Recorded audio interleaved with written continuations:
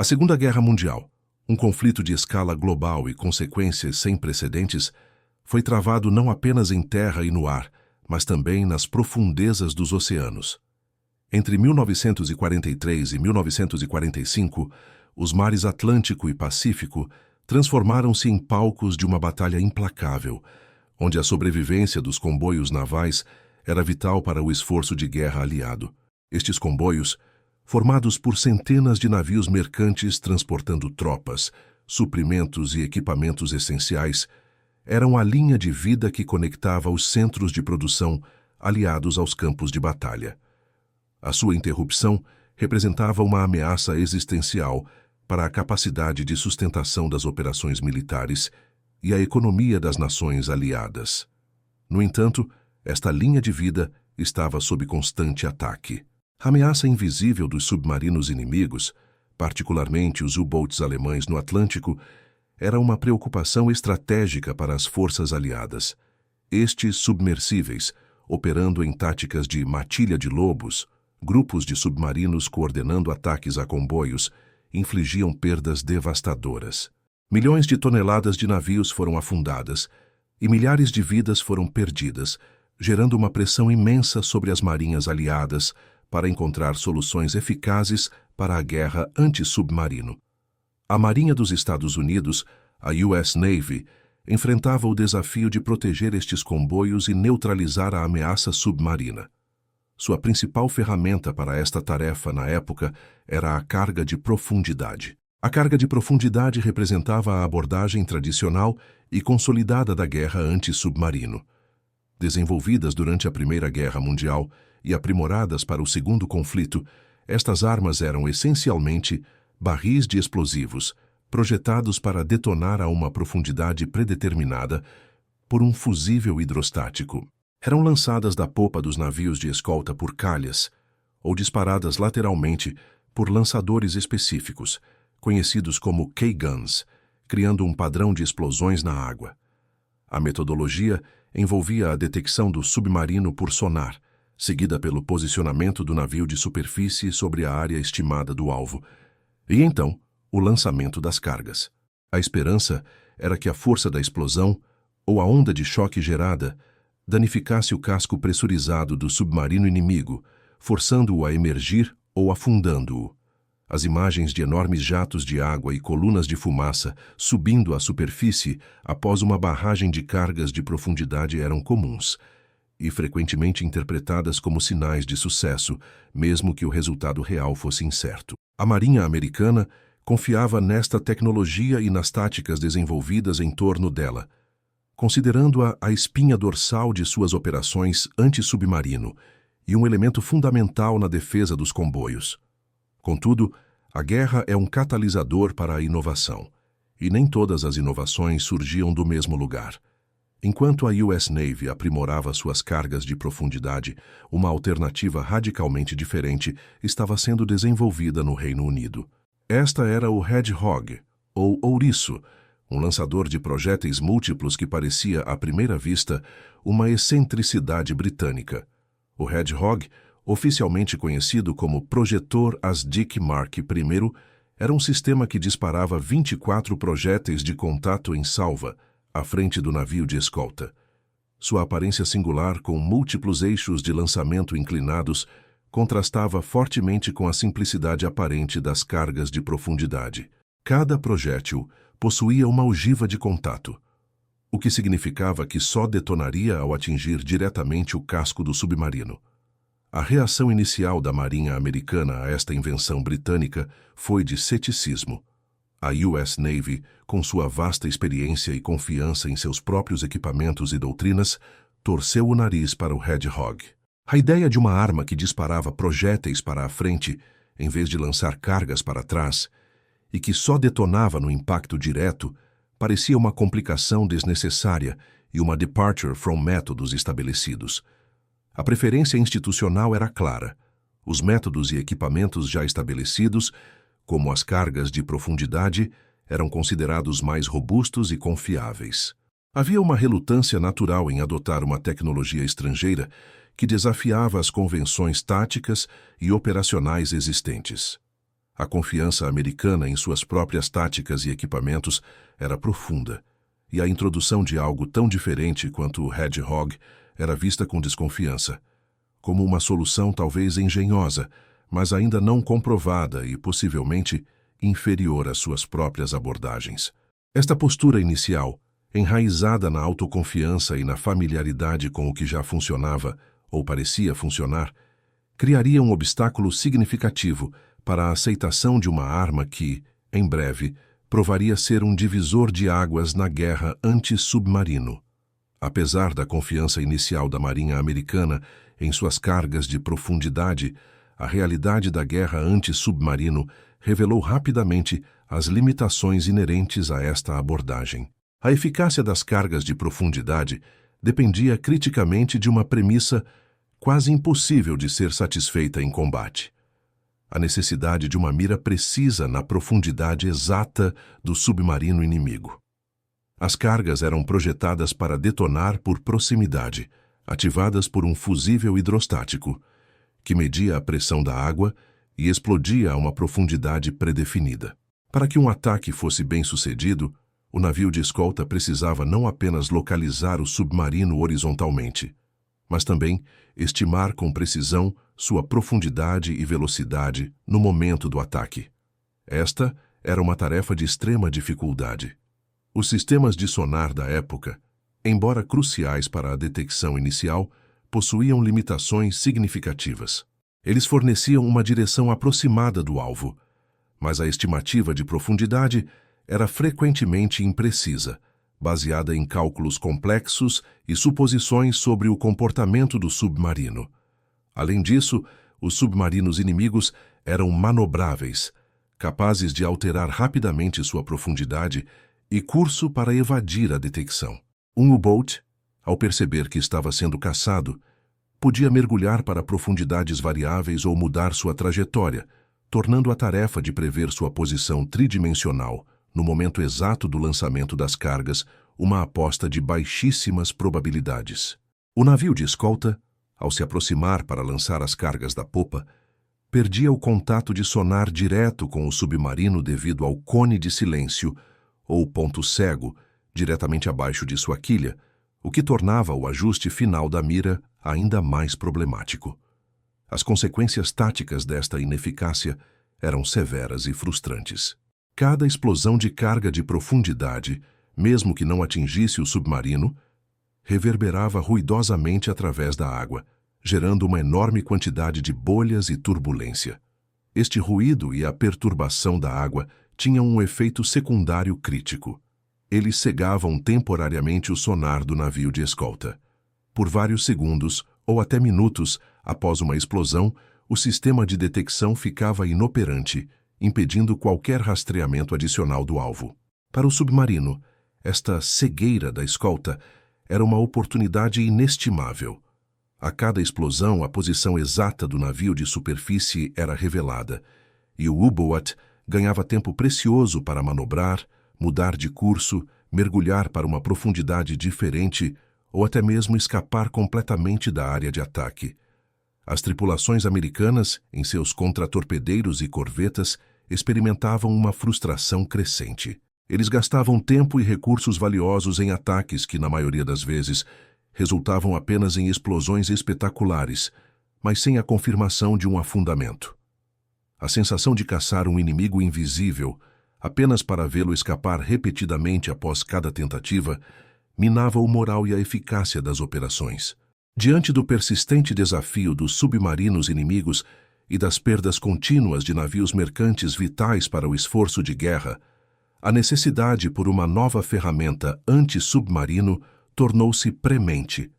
A Batalha do Atlântico, em particular, estava em um ponto crítico. As táticas e equipamentos existentes, embora aprimorados, não estavam entregando a taxa de sucesso necessária para conter a ameaça submarina. A pressão sobre os comandantes aliados para encontrar uma solução mais eficaz e, sobretudo, menos reveladora para os navios de superfície intensificava-se. Era evidente que uma abordagem diferente era necessária para virar o jogo contra os U-boats. Este cenário de crescente ineficácia e frustração criou um dilema significativo para a US Navy. A Marinha possuía uma arma poderosa em seu arsenal, a carga de profundidade, mas ela era frequentemente ineficaz devido às dificuldades inerentes à sua operação e, paradoxalmente, perigosamente reveladora da posição da escolta. A aceitação de uma tecnologia estranha, como o Hedgehog britânico, que antes havia sido vista com ceticismo e desdém, parecia cada vez menos uma opção e mais uma necessidade urgente. A realidade do combate estava forçando uma reavaliação das doutrinas e equipamentos, preparando o terreno para a adoção de inovações, mesmo aquelas que desafiavam as convenções estabelecidas.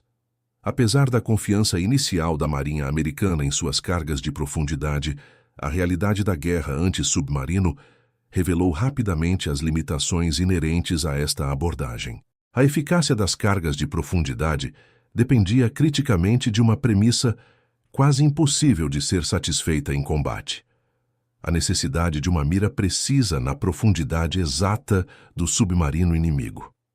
As cargas eram projetadas para detonar por proximidade, ativadas por um fusível hidrostático, que media a pressão da água e explodia a uma profundidade predefinida.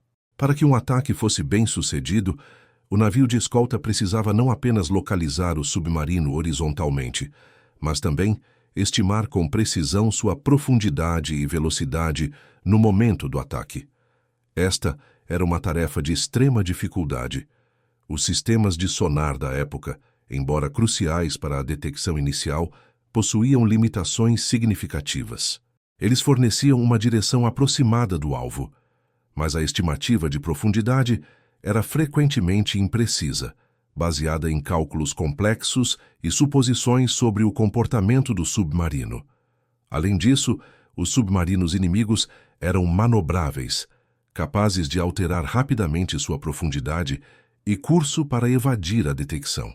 Um U-boat, ao perceber que estava sendo caçado, podia mergulhar para profundidades variáveis ou mudar sua trajetória, tornando a tarefa de prever sua posição tridimensional no momento exato do lançamento das cargas uma aposta de baixíssimas probabilidades. O navio de escolta, ao se aproximar para lançar as cargas da popa, perdia o contato de sonar direto com o submarino devido ao cone de silêncio, ou ponto cego, diretamente abaixo de sua quilha, o que tornava o ajuste final da mira ainda mais problemático. As consequências táticas desta ineficácia eram severas e frustrantes. Cada explosão de carga de profundidade, mesmo que não atingisse o submarino, reverberava ruidosamente através da água, gerando uma enorme quantidade de bolhas e turbulência. Este ruído e a perturbação da água tinham um efeito secundário crítico. Eles cegavam temporariamente o sonar do navio de escolta. Por vários segundos, ou até minutos, após uma explosão, o sistema de detecção ficava inoperante, impedindo qualquer rastreamento adicional do alvo. Para o submarino, esta cegueira da escolta era uma oportunidade inestimável.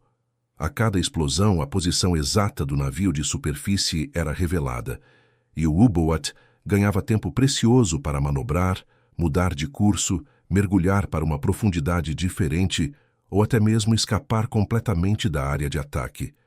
As tripulações americanas, em seus contratorpedeiros e corvetas, experimentavam uma frustração crescente. Eles gastavam tempo e recursos valiosos em ataques que, na maioria das vezes, resultavam apenas em explosões espetaculares, mas sem a confirmação de um afundamento. A sensação de caçar um inimigo invisível, apenas para vê-lo escapar repetidamente após cada tentativa, minava o moral e a eficácia das operações. Diante do persistente desafio dos submarinos inimigos e das perdas contínuas de navios mercantes vitais para o esforço de guerra, a necessidade por uma nova ferramenta anti-submarino tornou-se premente. A Batalha do Atlântico, em particular, estava em um ponto crítico. As táticas e equipamentos existentes, embora aprimorados, não estavam entregando a taxa de sucesso necessária para conter a ameaça submarina. A pressão sobre os comandantes aliados para encontrar uma solução mais eficaz e, sobretudo, menos reveladora para os navios de superfície intensificava-se. Era evidente que uma abordagem diferente era necessária para virar o jogo contra os U-Boats. Este cenário de crescente ineficácia e frustração criou um dilema significativo para a US Navy. A Marinha possuía uma arma poderosa em seu arsenal, a carga de profundidade, mas ela era frequentemente ineficaz devido às dificuldades inerentes à sua operação e, paradoxalmente, perigosamente reveladora da posição da escolta.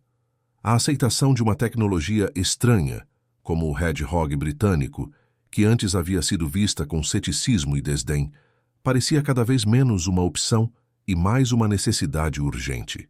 A realidade do combate estava forçando uma reavaliação das doutrinas e equipamentos, preparando o terreno para a adoção de inovações, mesmo aquelas que desafiavam as convenções estabelecidas. O Red Hog, oficialmente conhecido como Projetor Anti-Submarino Mark I, representava uma filosofia de ataque radicalmente diferente. Em vez de lançar cargas explosivas da popa, o Red Hog disparava projéteis sólidos para a frente do navio de escolta. O sistema consistia em uma estrutura montada no convés, equipada com 24 esporões ou spigots inclinados. Cada um destes esporões segurava um projétil de 178 milímetros, pesando aproximadamente 29 quilogramas, contendo uma ogiva de cerca de 16 quilogramas de explosivo. Quando ativado, um mecanismo de disparo eletromagnético ou pneumático lançava todos os 24 projéteis simultaneamente em uma salva única. Estes projéteis eram projetados para voar em uma trajetória balística e cair na água, cerca de 180 a 230 metros à frente do navio, cobrindo uma área elíptica de aproximadamente 37 metros de comprimento por 32 metros de largura. A inovação crucial residia no seu princípio de funcionamento. Os projéteis eram de contato, o que significava que só detonariam ao atingir diretamente o casco pressurizado do submarino inimigo. Não havia fusíveis de profundidade. A explosão ocorria apenas se houvesse um impacto físico. Esta característica de detonação por contato era o cerne da superioridade tática do Red Hog e a principal diferença em relação às cargas de profundidade. Enquanto as cargas de profundidade explodiam ruidosamente por proximidade, gerando colunas de água e cegando temporariamente o sonar do navio de escolta, os projéteis do Red Hog caíam na água em silêncio. Não havia explosões prematuras que pudessem alertar o submarino ou comprometer a capacidade de rastreamento do navio atacante. O sonar podia manter contato contínuo com o alvo durante todo o ataque. Esta ausência de ruído e perturbação da água significava que o elemento surpresa era mantido até o momento do impacto. O submarino, por vezes, só percebia o ataque quando já era tarde demais, com o primeiro projétil atingindo seu casco. O processo era discreto, e o silêncio era quebrado apenas pelo golpe final, um thump seco que indicava um acerto direto e, potencialmente, o fim do U-Boat. A letalidade elevada do Red Hog provinha de uma característica peculiar de seu padrão de lançamento e detonação. Ao disparar 24 projéteis em uma salva, o sistema criava um padrão de impacto que, em vez de focar em um único ponto de profundidade, cercava o casco do U-Boat em um plano horizontal. Independentemente da profundidade exata em que o submarino estivesse manobrando, se ele estivesse dentro da área coberta pelo padrão de queda dos projéteis, havia uma alta probabilidade de que um ou mais projéteis o atingissem. Isso eliminava o erro crítico de profundidade que assombrava os ataques com cargas de profundidade. Com o Red Hog, não era mais necessário prever a profundidade exata do submarino. Bastava que o navio de escolta posicionasse o alvo dentro da área horizontal de cobertura dos projéteis. Os projéteis afundavam a uma taxa constante, e se um submarino cruzasse seu caminho em qualquer profundidade dentro daquele cone de impacto, a detonação era quase garantida. Esta abordagem foi revolucionária, transformando a caça anti-submarino de uma tentativa de adivinhar a profundidade para uma estratégia de saturação diária.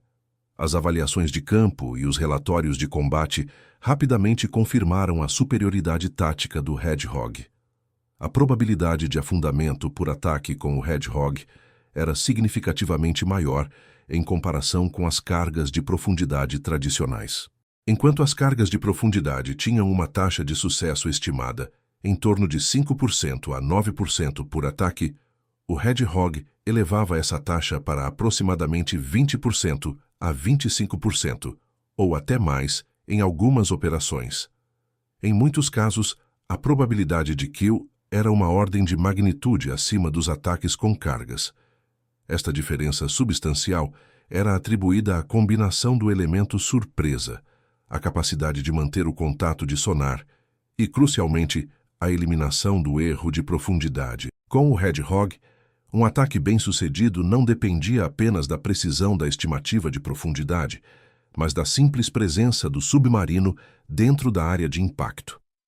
Esta nova filosofia de guerra submarina não apenas aumentou a eficácia dos navios de escolta, mas também impôs uma pressão psicológica maior sobre as tripulações de U-boats, que agora enfrentavam uma ameaça mais silenciosa e letal.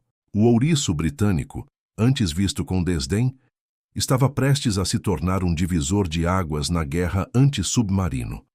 A experiência de um ataque com o Red Hawk era visceralmente diferente daquela com cargas de profundidade. O lançamento dos 24 projéteis criava um espetáculo visual distinto. Um arco de bombas voava sobre a água, descrevendo uma parábola antes de atingir a superfície. No entanto, este voo era notavelmente silencioso, desprovido do ruído ensurdecedor de explosões imediatas. Segundos de antecipação se estendiam, um silêncio incomum para a guerra anti-submarino, onde o barulho das detonações era a norma. Essa quietude era um elemento crucial, pois permitia que o sonar do navio de escolta mantivesse o contato com o submarino, sem ser cegado pela turbulência e pelo eco das explosões. Então, após o período de queda dos projéteis, se o ataque fosse bem-sucedido, um único e seco thump ressoava. Este som, distinto e pontual, era o resultado de um ou mais projéteis atingindo diretamente o casco do submarino e detonando por contato. A ausência de múltiplas explosões ruidosas era a prova de que o sistema funcionava como projetado. Apenas o impacto direto era letal. Quase imediatamente após o thump, a superfície do oceano começava a contar a história. Bolhas enormes emergiam, muitas vezes acompanhadas por manchas de óleo diesel, destroços e, em casos mais dramáticos, por partes do próprio submarino. Estas eram as evidências inequívocas de um afundamento, um sinal de sucesso que as cargas de profundidade raramente ofereciam com tanta clareza. Para as tripulações aliadas, este thump seco e as bolhas subsequentes representavam não apenas a destruição de um inimigo, mas também o fim da incerteza e da frustração que acompanhavam os ataques convencionais. Era a confirmação de que o alvo havia sido neutralizado. Os números e as avaliações de campo rapidamente demonstraram a superioridade do Red Hawk. A probabilidade de afundamento por ataque com este sistema era significativamente maior do que com as cargas de profundidade. Enquanto as cargas de profundidade, em média, exigiam dezenas e, por vezes, centenas de lançamentos para um afundamento confirmado, a taxa de sucesso do Red Hawk era dramaticamente superior. Em muitas avaliações, a probabilidade de um kill era uma ordem de magnitude acima dos ataques com cargas. Isso significava que, onde as cargas de profundidade atingiam uma taxa de sucesso de cerca de 5% a 9% por ataque, o Red Hawk conseguia taxas que variavam entre 20% e 25%, e em algumas operações até mais. Esta diferença quantitativa não era apenas uma melhoria marginal.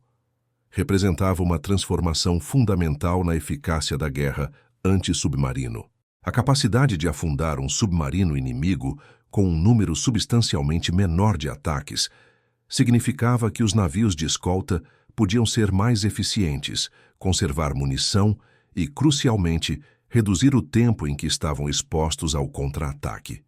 Diante de tamanha evidência de eficácia, a adoção do Red Hawk pela US Navy, inicialmente cética, tornou-se ampla e rápida. A partir de 1943, o sistema foi progressivamente instalado em uma vasta gama de navios de escolta. Contra-torpedeiros, fragatas e corvetas, que eram a espinha dorsal das operações anti-submarino, começaram a receber o lançador. A transição de uma ferramenta negligenciada, vista como uma excentricidade britânica, para um equipamento padrão essencial, foi notável. A Marinha americana, pragmática em sua essência, reconheceu que, independentemente da origem, o Red Hawk funcionava. Os estaleiros navais e as bases de reparo trabalharam para adaptar os navios existentes e equipar os novos com esta arma inovadora. O Red Hawk passou a ser considerado um componente indispensável no arsenal anti-submarino, complementando e, em muitos casos, superando a eficácia das cargas de profundidade. Sua presença nos navios de escolta se tornou um fator decisivo na proteção dos comboios e na caça aos submarinos inimigos, tanto no Atlântico quanto no Pacífico. A introdução e a ampla adoção do Red Hawk transformaram fundamentalmente a dinâmica da guerra anti-submarino. O jogo para os U-Boats tornou-se drasticamente mais perigoso e menos previsível. A capacidade de atingir e afundar submarinos, sem revelar a posição do navio de superfície, mudou o equilíbrio tático. Antes, um U-Boat que escapasse de uma barragem de cargas de profundidade tinha uma boa chance de se evadir, usando o ruído e a cegueira do sonar a seu favor. Com o Red Hawk, essa margem de segurança foi drasticamente reduzida. O elemento surpresa era mantido, e a detonação por contato eliminava a principal falha das cargas de profundidade: o erro de profundidade. Isso tornou a caça anti-submarino mais letal e eficiente para os aliados. A consequência estratégica foi profunda. A taxa de afundamentos de submarinos inimigos aumentou, enquanto as perdas de navios mercantes aliados diminuíram. A pressão sobre as tripulações dos U-Boats intensificou-se, pois agora enfrentavam uma ameaça que atacava de forma mais silenciosa e precisa. O Red Hawk não apenas adicionou uma nova arma ao arsenal aliado, mas também redefiniu as táticas de combate anti-submarino, contribuindo significativamente para a eventual virada da Batalha do Atlântico e para a segurança das rotas marítimas vitais em ambos os teatros de guerra. A capacidade de inovar e adaptar-se às realidades do combate provou ser um fator decisivo na luta contra a ameaça submarina. A jornada do Red Hawk, de uma invenção britânica inicialmente vista com desdém pela Marinha dos Estados Unidos, culminou em uma transformação fundamental na guerra anti-submarino. Em 1943, quando o sistema foi introduzido, a US Navy, confiante em suas cargas de profundidade e táticas estabelecidas, considerou o lançador de projéteis de contato em salva como uma excentricidade estrangeira. Havia uma relutância institucional em abraçar uma tecnologia que desafiava as convenções operacionais e a preferência por equipamentos desenvolvidos internamente. A abordagem tradicional, com suas cargas de profundidade detonando por proximidade, era o padrão, apesar de suas limitações evidentes em termos de precisão e da sua capacidade de alertar o inimigo. Contudo, a realidade do combate no Atlântico e no Pacífico, onde a ameaça dos U-Boats alemães e dos submarinos japoneses persistia em infligir perdas significativas aos comboios aliados, forçou uma reavaliação. As cargas de profundidade, com sua dependência de uma estimativa precisa da profundidade do submarino, e o problema do cone de silêncio do sonar, frequentemente resultavam em ataques inconclusivos. Cada explosão, embora espetacular, revelava a posição do navio de escolta e permitia que o submarino manobrasse para escapar. Esta ineficácia gerava frustração e uma busca urgente por alternativas mais eficazes. Foi neste cenário que o Red Hawk, apesar de seu início cético, começou a demonstrar seu valor inegável. A superioridade do Red Hawk residia em seu princípio de funcionamento. Ao disparar 24 projéteis para a frente do navio, que só detonariam no impacto direto com o casco do submarino, o sistema eliminava dois dos maiores problemas das cargas de profundidade. Primeiro, o ataque era silencioso. Os projéteis caíam na água sem explosões, permitindo que o sonar do navio de escolta mantivesse contato contínuo com o alvo. O submarino inimigo, muitas vezes, não percebia o ataque até que fosse tarde demais.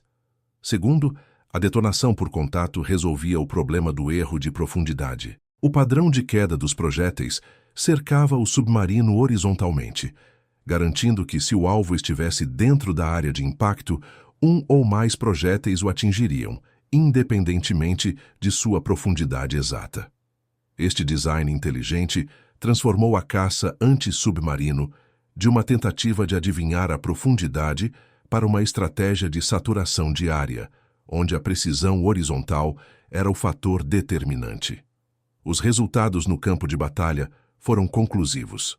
Enquanto as cargas de profundidade possuíam uma taxa de sucesso relativamente baixa, frequentemente na faixa de 5% a 9% por ataque, o Hedgehog elevava essa probabilidade para aproximadamente 20% a 25%, e em algumas avaliações de campo, a diferença era ainda mais pronunciada, chegando a uma ordem de magnitude acima.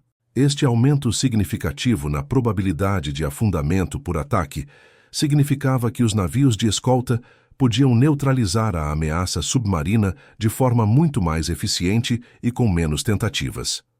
O thump seco de um impacto direto, seguido pelas bolhas e destroços que subiam à superfície, tornou-se um sinal inconfundível de sucesso, contrastando com a incerteza que muitas vezes acompanhava os ataques com cargas de profundidade. Ao superar seu ceticismo inicial, a Marinha dos Estados Unidos adicionou mais uma ferramenta mortal ao seu arsenal, uma que provou ser crucial para a vitória na guerra anti-submarino. A adoção generalizada do Hedgehog em contra-torpedeiros e escoltas a partir de 1943 não foi apenas uma questão de incorporar uma nova arma, mas de integrar uma nova filosofia de combate que maximizava a surpresa e a letalidade. O jogo para os submarinos inimigos virou drasticamente mais perigoso. A capacidade de atacar sem alertar o alvo e a eliminação do erro de profundidade reduziram drasticamente as chances de evasão. A história do Hedgehog encapsula uma lição fundamental sobre a adaptabilidade e o pragmatismo militar americano. A frase "cético no início, campeão no fim, no mar, os americanos apostam no que funciona", resume essa filosofia. A USS Navy, embora inicialmente resistente a uma inovação externa, demonstrou a capacidade de reavaliar suas doutrinas e equipamentos diante da evidência de campo. Não importava a origem da tecnologia ou quão estranha ela pudesse parecer. Se ela entregava resultados superiores e aumentava a eficácia no combate, ela seria adotada e integrada. Esta mentalidade de busca incessante pela superioridade tecnológica e a disposição de aprender com a experiência prática foram elementos cruciais para a vitória aliada na Segunda Guerra Mundial. O legado do Hedgehog vai além de sua eficácia como arma. Ele representa a importância da inovação e da mente aberta em tempos de conflito. A guerra é um catalisador para o desenvolvimento tecnológico, e a capacidade de uma força militar de se adaptar rapidamente a novas ameaças e de integrar soluções eficazes, independentemente de sua fonte, pode ser o fator decisivo entre a derrota e a vitória. O Hedgehog foi um símbolo dessa capacidade de adaptação, uma arma que, embora simples em seu conceito, teve um impacto desproporcional na segurança das rotas marítimas e na virada da maré contra a ameaça submarina. Sua história serve como um lembrete de que, no campo de batalha, a eficácia supera a tradição, e a busca contínua por melhores ferramentas e táticas é uma constante na evolução da guerra naval. A inovação, muitas vezes nascida da necessidade e do engenho, continua a moldar o futuro da defesa e da segurança marítima.